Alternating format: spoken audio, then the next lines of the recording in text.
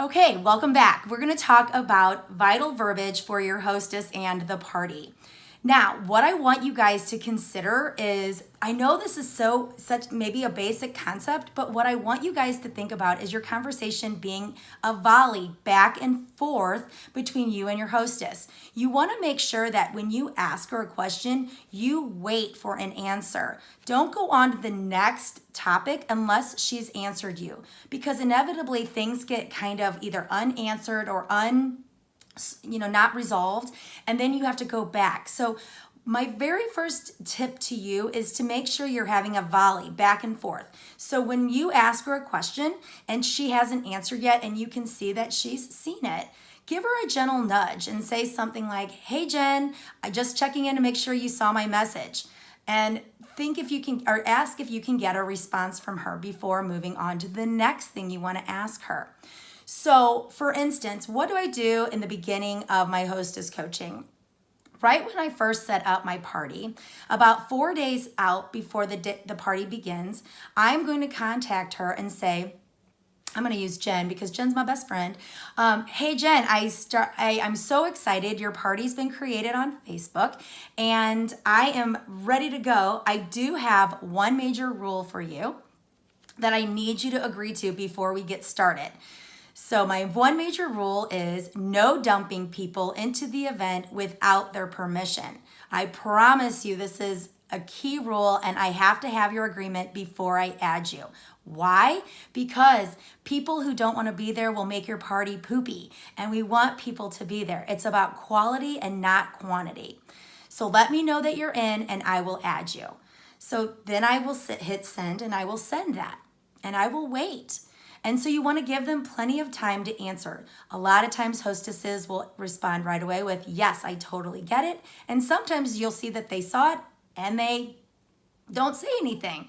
So I will have to get their buy-in. My next time, like I said before, is I will nudge them a little bit and I'll say, "Hey, did you see my crazy rule? Make sure you agree." And I will then send you some verbiage to help you invite your friends. So that's how I get interaction between my hostesses.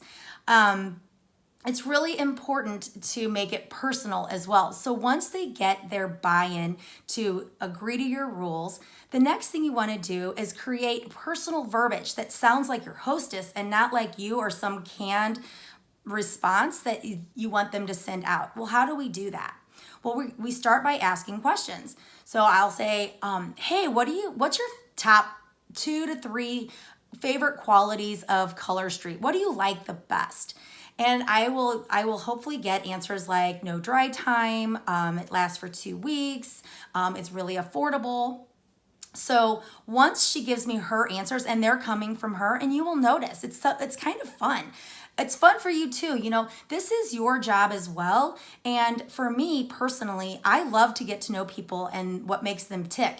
And even if it's little things like what's their favorite thing about Color Street, you would be surprised at what some of the answers are. It's not always the standard, it doesn't chip, it doesn't smudge, it's no dry time, It can be, something personal about them, which is exactly what we're going to incorporate into our verbiage when they invite.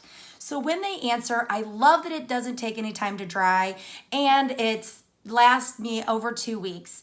That's what you're going to put into her verbiage. So you'll create something for her and you'll say, "Okay, Jen, now I want you to put on Facebook with these images that I'm including," because I'm going to throw in about 4 to 5 different images that include glitter, French, solids, glitter dip designs, a holiday collection if it's appropriate, to let her show her friends. Always use images because images are so much more appealing to the eye than just verbiage. And I will say, why don't we say this? Or how does this sound to you? "Hey everybody, oh my gosh, I absolutely love doing my nails, but the dry time gets on my nerves.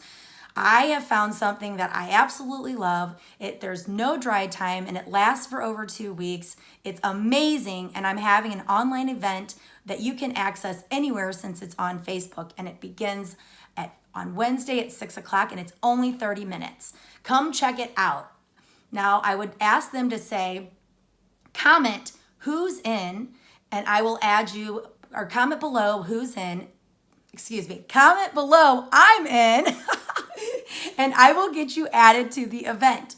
Okay, so that's what you want them to do. You don't want to leave people hanging on Facebook. So you guide your hostess to invite them and then do a call to action at the end.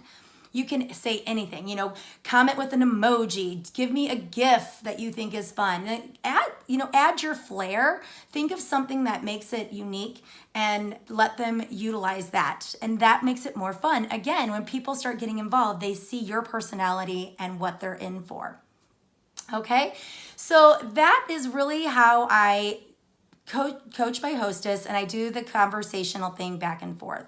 You can take that exact verbiage and have them send it personally to about 20 to 30 of their friends and ask them, hey, would this be something you would send to your friend? Does this sound like you? Or how would you add your flair to this? What would you say?